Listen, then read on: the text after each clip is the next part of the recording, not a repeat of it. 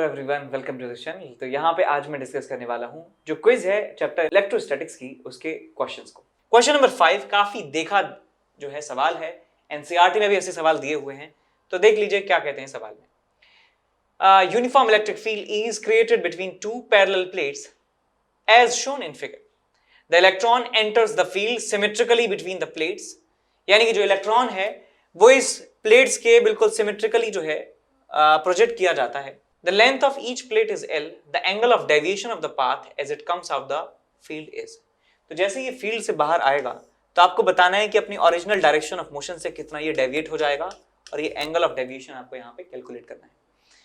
तो सवाल कैसे सॉल्व करेंगे, तो मैं सबसे पहले यहाँ पे कहने वाला हूं कि जो चार्ज पार्टिकल है इसके पास वेलोसिटी प्लेट के अलोंग है v0, और इसका जो पाथ है वो होता है ए। तो एक बात तो मैं कह सकता हूं, बिकॉज इस चार्ज पार्टिकल के ऊपर लगने वाला जो फोर्स है वो इस डायरेक्शन में है, ई बाय एम। इसकी वेलोसिटी ऐसे है इनिशियल, और एक्सेलरेशन है ऐसे है। तो ये वाली जो वेलोसिटी है वो अनचेंज रहने वाली है, बिकॉज इस डायरेक्शन में कोई भी फोर्स नहीं है, तो इस डायरेक्शन में जो वेलोसिटी है वो कांस्टेंट रहने वाला है।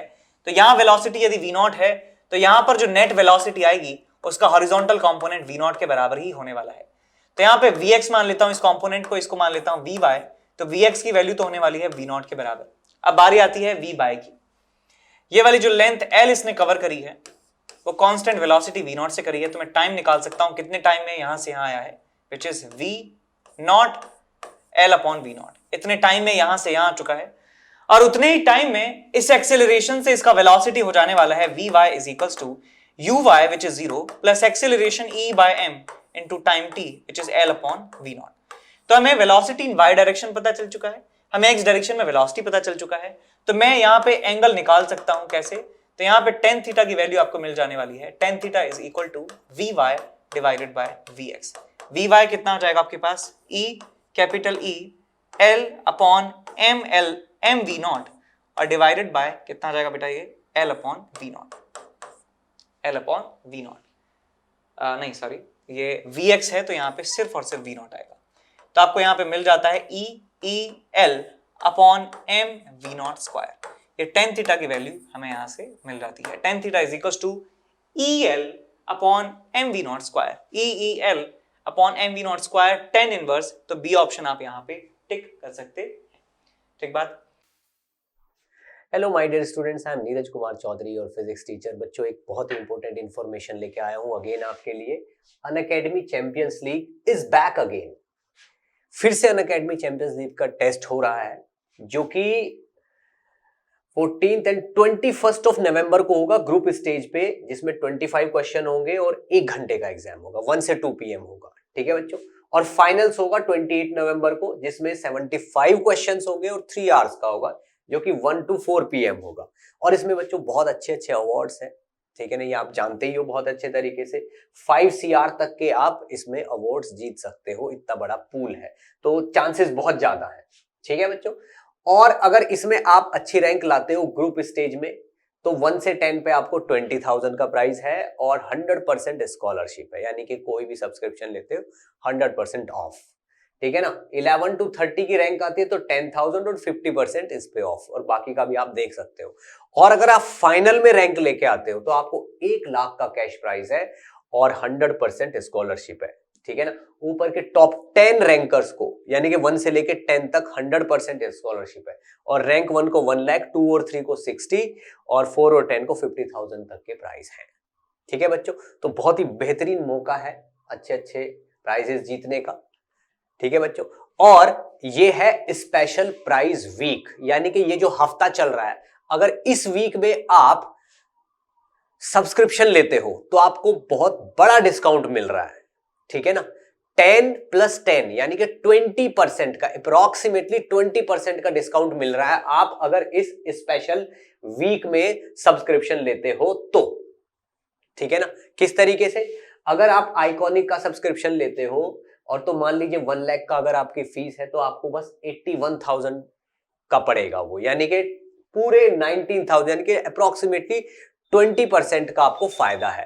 प्लस वाला जो है, प्लस में अगर आप देखते हो तो आपको प्लस में भी जो चीज 53,000 की है वो आपको मतलब 53,000 की पड़ रही है आपको 12,000 का ऑफ लेके, ठीक है। तो ये चीज पहले 67,000 की थी, अभी आपको 53 की मिल रही है, यानी कि पूरा 20% ऑफ है। किस वजह से? इस स्पेशल वीक की वजह से। और ये वीक आपका 10 से 17 नवंबर तक है, यानी कि समझ लो आज इसका लास्ट है। मे भी पॉसिबल है 1-2 दिन एक्सटेंड हो सकता है, बट इसका ऑफिशियली आज लास्ट डे है 17 नवंबर, ठीक है बच्चों।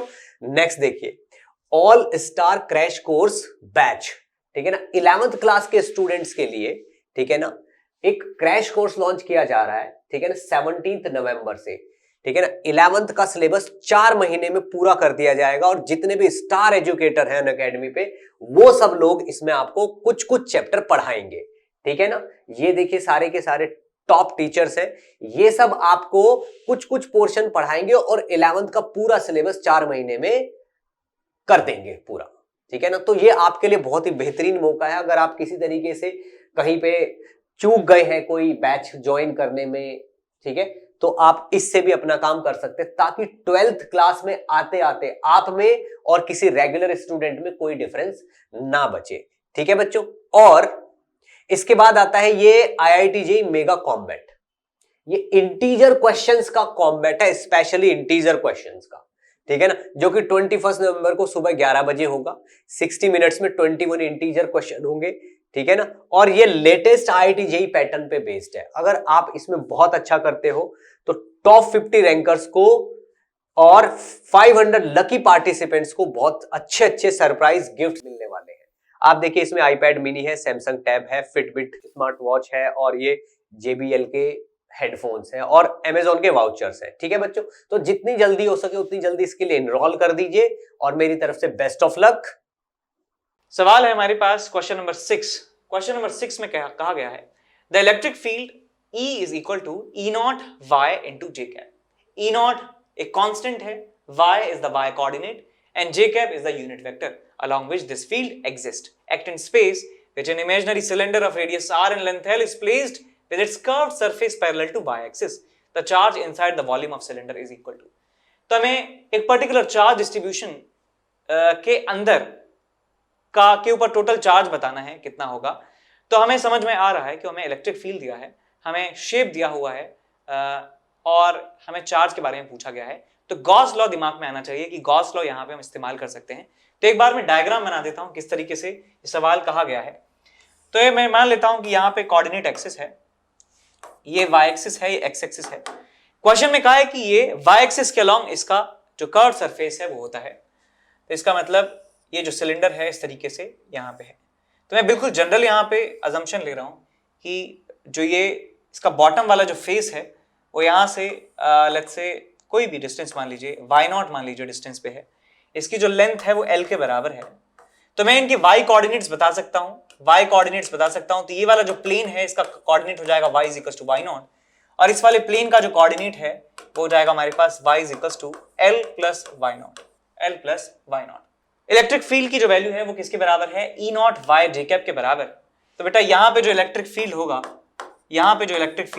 जो यहाँ से एंटर करेगा उसकी वैल्यू होने वाली कितनी? E0 y0 के बराबर। और यहां से जो इलेक्ट्रिक फील्ड बाहर निकल रहा होगा उसका जो मैग्नीट्यूड है कितना होने वाला है? E0 L plus y0। ये इलेक्ट्रिक फील्ड यहां पे होने वाला है। तो हम जानते हैं कि किसी क्लोज स्ट्रक्चर के अंदर घुसने वाला जो फ्लक्स है वो नेगेटिव होता है, बाहर निकलने वाला फ्लक्स जो है पॉजिटिव होता है। तो मैं टोटल फ्लक्स यहां पे निकाल सकता हूं। तो यहां पे मैं लिखूंगा total flux through this cylinder, total flux is equal to इस फेस से निकलने वाला फ्लक्स, इस फेस में घुसने वाला फ्लक्स, और क्योंकि इलेक्ट्रिक फील्ड इस कर्व के पैरेलल है तो मैं कह सकता हूं कि कोई भी फ्लक्स यहां से पास नहीं होने वाला है, बिकॉज ये इस तरीके से इलेक्ट्रिक फील्ड है और एरिया वेक्टर जो है इसके परपेंडिकुलर है। तो टोटल फ्लक्स में यहां पे लिख सकता हूं that E0 into L plus y0 into pi, इसका रेडियस कितना है? रेडियस इज r स्क्वायर, ये पॉजिटिव में फ्लक्स हो गया, माइनस में E0 into y0 into pi r square, ये हमारा नेगेटिव में फ्लक्स हो गया। तो मैं टोटल फ्लक्स मिल जाता है E0 into L into pi r square, this is the total flux. और ये किसके बराबर होना चाहिए? गॉस लॉ के अकॉर्डिंग किसी भी क्लोज सरफेस से थ्रू पास होने वाला जो टोटल फ्लक्स है वो Q in upon epsilon not के बराबर होना चाहिए। इसका मतलब ये बराबर होना चाहिए सिलेंडर के अंदर जो टोटल चार्ज है Q in divided by epsilon not के। तो यहां से आपको टोटल चार्ज मिल जाता है कि जो सिलेंडर के अंदर प्रेजेंट है which is E not epsilon not L into pi R square. तो ये हमें टोटल चार्ज मिलेगा E not epsilon not L pi R square, E not epsilon not L pi R square which is option number B, option number B. समझ में आया? अब चलते हैं आगे अगले सवाल की तरफ। सवाल नंबर 7 हमारे सामने है। 2 point charges q and minus q, 2 and minus q, q and minus q are separated by a distance 2l. Find the flux of the electric field strength vector across a circle of radius r. यानी कि ये जो हमारे पास circle है, circle से पास होने वाला total flux in दोनों चार्जेस की वजह से आपको पता लगाना है कितना होगा। सवाल को सॉल्व करेंगे कैसे कि इलेक्ट्रिक फील्ड लाइंस इस पॉजिटिव चार्ज की वजह से निकल रही होंगी इस तरीके से, लाइक दिस, और इस नेगेटिव चार्ज की वजह से जो फील्ड लाइंस हैं वो आ रही होंगी इस तरीके से, इस तरीके से फील्ड लाइंस जो है आ रही होंगी। तो मैं कह सकता हूं ये वाला जो चार्ज है यहां से फील्ड लाइंस जो है ऐसे निकल रही हैं और इस चार्ज की वजह से फील्ड लाइंस जो है ऐसे आ रही हैं। तो मैं कह सकता हूं कि जो फ्लक्स पॉजिटिव क्यू की वजह से है उतना ही फ्लक्स जो है वो माइनस क्यू की वजह से होने वाला है। तो टोटल फ्लक्स हमें मिलेगा 2 फाई के बराबर। और हम ये वाला जो कन्फिग्रेशन है, ये वाला जो रिजल्ट है, हमें याद होना चाहिए कि कोई एक चार्ज L डिस्टेंस पर रखे हुए सर्कल से इलेक्ट्रिक फील्ड लाइंस पास करवाता है तो फ्लक्स कितना होगा। तो फॉर्मूला होता है Q upon 2 epsilon naught 1 minus L upon L square plus radius का स्क्वायर का अंडर। तो ये हमें रिजल्ट मिल जाएगा, 2 से चला गया 2, तो Q upon epsilon naught 1 minus L upon under root of L square plus R square आपको रिजल्ट मिल जाता है। देख लीजिए यहाँ पे Q upon epsilon naught 1 minus L upon R square plus L square which is option number C, आप यहाँ पे टिक कर देंगे।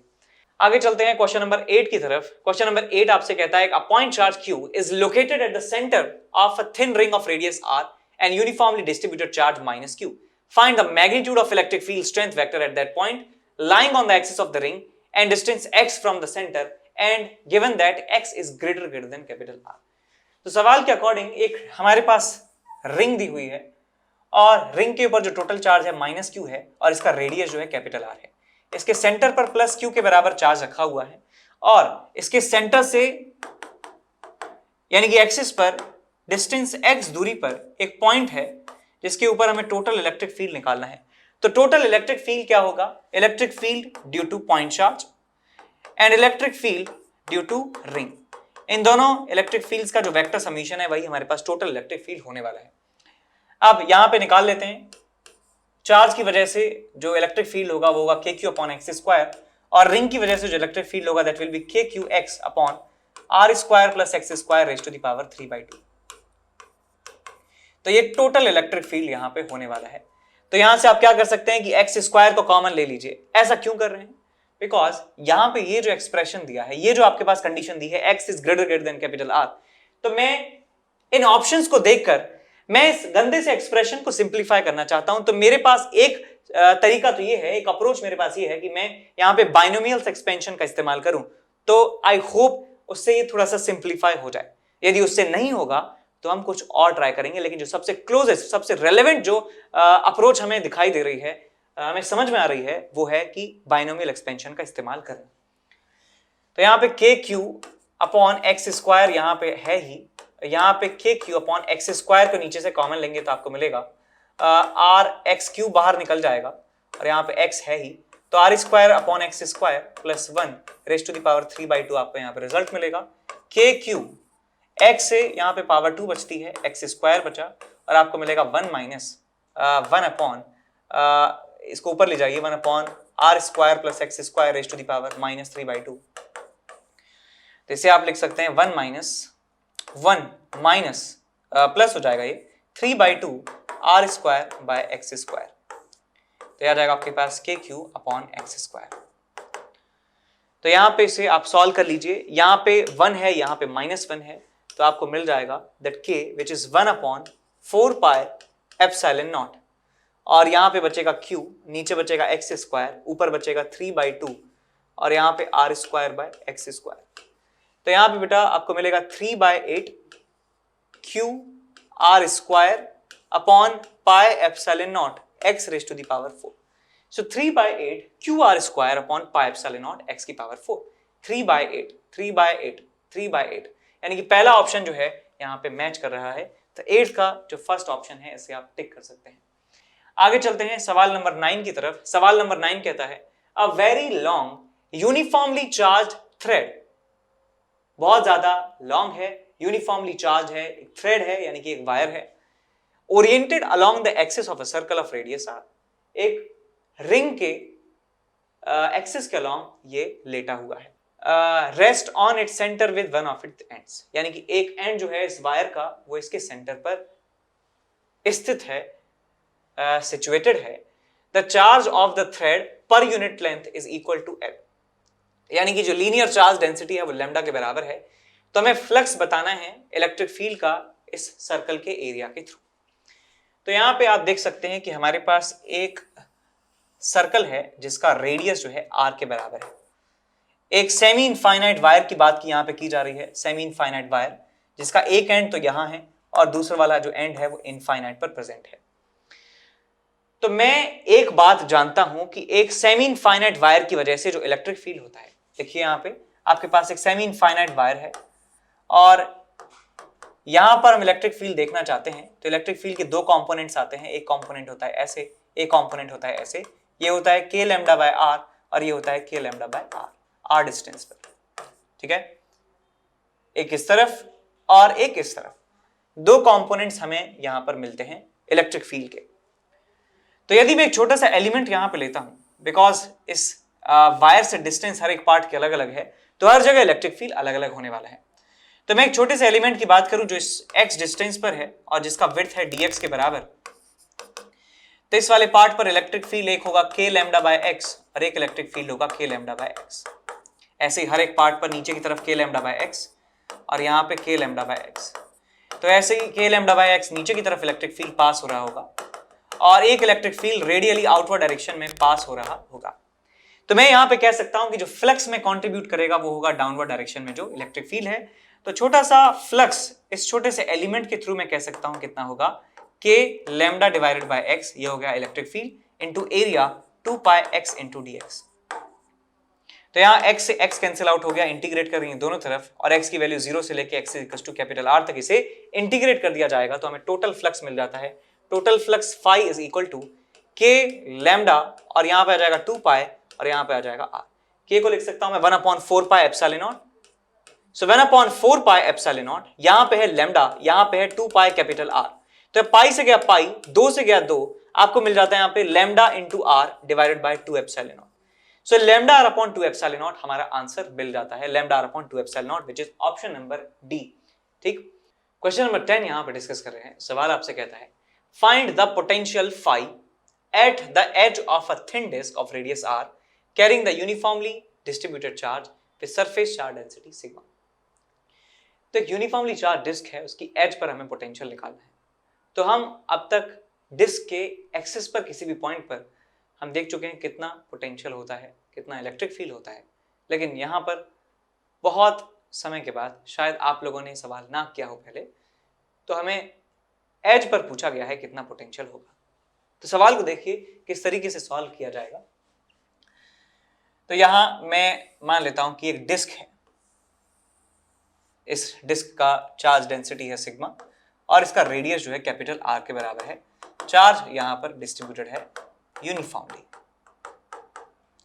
तो टोटल चार्ज इस डिस्क का बता सकते हैं, बिल्कुल बता सकते हैं कि sigma into pi R square will be the total charge on this disc.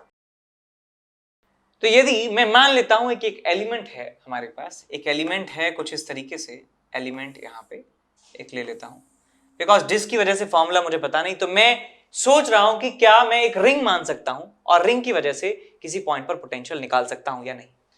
तो मैं यहां पे एक रिंग मान लेता हूं जिसका रेडियस x है और जिसका विड्थ है dx के बराबर, और इसकी वजह से कोई एक पर्टिकुलर पॉइंट ले लीजिए, मान लीजिए यहां पे मैं मान लेता हूं पॉइंट P है। इस पॉइंट का पोटेंशियल मुझे निकालना है इस रिंग की वजह से। तो ये फॉर्मूला हमें नहीं आता है कि एक रिंग के प्लेन में ही एक पॉइंट है, इस पर पोटेंशियल का फॉर्मूला हमें नहीं आता है, तो इसका मतलब ये वाली जो स्ट्रेटजी है ये काम नहीं करने वाली है। तो हम थोड़ा सा एक स्टेप पीछे जाएंगे और ये वाला आइडिया जो है ये ड्रॉप हम कर देने वाले हैं कि यार रिंग की वजह से तो पता नहीं क्या होता है पोटेंशियल इस पॉइंट पर, तो कोई दूसरा अप्रोच हमें यहां पर लेना होगा। तो आप क्या कीजिए कि रिंग से नहीं हो रहा है काम, तो आप एक छोटे छोटे जो पार्ट्स हैं, छोटे छोटे पार्ट्स जिनसे मिलकर बना है, तो उससे पोटेंशियल निकालने की कोशिश करते हैं। तो यहां पे मैं मान लेता हूं कि एक रेफरेंस लाइन है और इस रेफरेंस लाइन से एंगल थीटा पर मैंने एक एलिमेंट लिया और वो एलिमेंट का जो शेप है वो एक रॉड की तरह है। ये एक रॉड की फॉर्म में मैंने एक एलिमेंट लिया है और इस एलिमेंट की वजह से इस पॉइंट पर क्या मैं पोटेंशियल निकाल सकता हूं? तो जवाब है नहीं। एक रॉड की एज पर, रॉड के किनारे पर पोटेंशियल का फॉर्मूला हमें नहीं आता है। लेकिन एक और चीज हम यहां पे क्या कर सकते हैं कि यहां से x डिस्टेंस पर मैं एक एलिमेंट ले सकता हूं जिसका विड्थ है dx के बराबर, और इस एलिमेंट को आप ध्यान से यदि देखें, तो एलिमेंट कुछ ऐसा होने वाला है कि इसका विड्थ होगा dx और इसका ये वाला जो डायमेंशन है वो कितना हो जाएगा x d थीटा के बराबर। कितना हो जाएगा x d थीटा के बराबर, बिकॉज ये थीटा है, ये d थीटा है, ये आपके पास हो जाएगा dx into x d theta. ठीक है, इस छोटे से पार्ट का मैं कह सकता हूं चार्ज कितना होगा dq के बराबर, और dq कितना हो जाएगा हमारे पास सिग्मा इंटू इसका एरिया कितना हो जाएगा बेटा dx into x d theta. तो मैं इस छोटे से पार्ट का चार्ज पता चल गया, इस चार्ज की वजह से यहां पर मैं पोटेंशियल निकाल सकता हूं कितना होने वाला है। तो यहां से मैं इसका पोटेंशियल निकालता हूं, छोटा सा potential dv is equal to sigma into dx into x d theta k q divided by distance. यहां से यहां का डिस्टेंस कितना है, x के बराबर है x से x कैंसिल आउट हो जाता है। तो हमारे पास यहाँ dx भी है, यहाँ पे d थीटा भी है, इसका मतलब यहाँ पे हमें डबल इंटीग्रेशन करना होगा। तो सबसे पहले हम इंटीग्रेट करेंगे, यहाँ इस x के अलॉन्ग इसे इंटीग्रेट किया जाएगा, फिर इसे थीटा के अलॉन्ग जो है इंटीग्रेट किया जाएगा। तो यहाँ पे मैं इसे इंटीग्रेट कर रहा हूं, dv is equal to k sigma, ये सब कांस्टेंट है, और यहाँ पे आ जाएगा आपके पास dx का इंटीग्रल, और यहाँ पे आ जाएगा आपके पास d थीटा। ठीक है, इसका भी इंटीग्रल होगा। तो dx का इंटीग्रेशन हमें करना है, तो लिमिट हमें लगानी है x की वैल्यू 0 से लेके ये वाली लेंथ कितनी हो जाएगी, देख सकते हैं यहाँ पे क्लियरली। तो ये यदि 2r है, ये एंगल थीटा है, तो ये 2r cos थीटा हो जाएगा पूरा लेंथ, 2r cos थीटा यहाँ से लेके यहाँ तक। तो मैं x की वैल्यू 0 से लेके 2r cos थीटा इंटीग्रेट कर सकता हूँ, तो आपको मिल जाएगा k sigma 2r cos theta into d theta, और इसे इंटीग्रेट किया जाएगा माइनस π/2 से π/2 की तरफ। π/2 इसका मतलब ये वाला एलिमेंट आ जाएगा, माइनस π/2 का मतलब ये वाला एलिमेंट आ जाएगा, इसका मतलब माइनस π/2 से π/2 के लिए हमें इसे इंटीग्रेट करना है। तो हमें टोटल पोटेंशियल मिल जाता है h पर k sigma 2r sin theta का π/2 से माइनस π/2 आ जाएगा आपके पास 2। तो आंसर मिल जाएगा k which is 1/4 pi epsilon not, ये आ जाएगा सिग्मा, और ये आ जाएगा आपके पास 4r, 4 से 4 चला गया, आपको मिल गया sigma r upon pi epsilon not. तो answer sigma r upon pi epsilon not आपको मिल जाता है, sigma r upon pi epsilon not which is option number C. इस रिजल्ट को आप डायरेक्टली याद भी रख सकते हैं बिकॉज ये काफी ज्यादा यूजफुल है। ठीक है।